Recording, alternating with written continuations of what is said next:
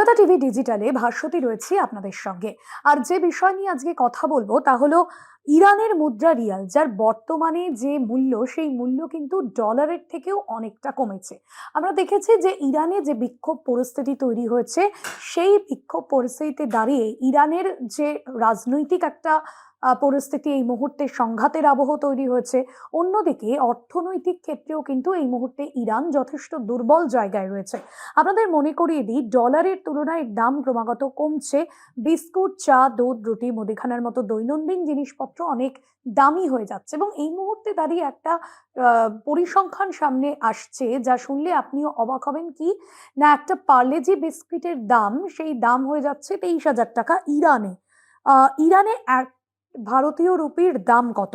এক ভারতীয় রুপি 11,797 টাকা ইরানি রিয়েলের সমান।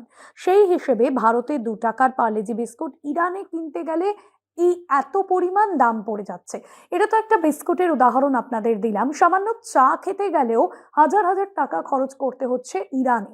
এবং সেই জায়গা থেকে প্রশ্ন উঠছে যে ইরানে যেভাবে বিক্ষোভ তৈরি হয়েছে, রাজপথে নেমে প্রতিবাদ জানাচ্ছেন সাধারণ মানুষজন, এই বিক্ষোভের আবহে যে জায়গায় পৌঁছেছে ইরানের গতি প্রকৃতি, আগামী দিনে ইরানের ভবিষ্যৎ কোন জায়গায় যেতে চলেছে তা নিয়ে একটা প্রশ্ন উঠছে। এবং ইরানের যে মুদ্রা, সেই মুদ্রা দুর্বল হওয়ায় তার প্রভাব কিন্তু ভারতেও পড়েছে, বাকি বিশ্বের উপরেও পড়তে পারে এমনটা মনে করা হচ্ছে।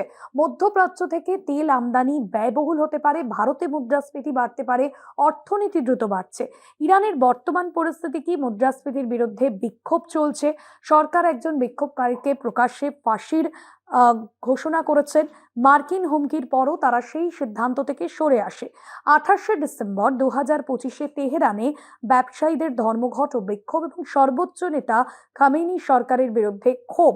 বিক্ষোভকারীদের ওপর গুলি, বহু মানুষের মৃত্যু হয়েছে। আমেরিকা এবং ইসরায়েলের সঙ্গে উত্তেজনা, যে পরিস্থিতি এই মুহূর্তে ইরানে তৈরি হয়েছে, যার জন্য মনে করা হচ্ছে যে এই ভারতীয় মুদ্রার যে রিয়েলের দাম, সেই দাম কিন্তু অনেকটাই বাড়ছে এবং এই কারণেই এই সিদ্ধান্ত নেওয়া হয়েছে বলে মনে করা হচ্ছে। কলকাতা টিভি ডিজিটালের আজকের এই বিষয় এখানেই শেষ করছি।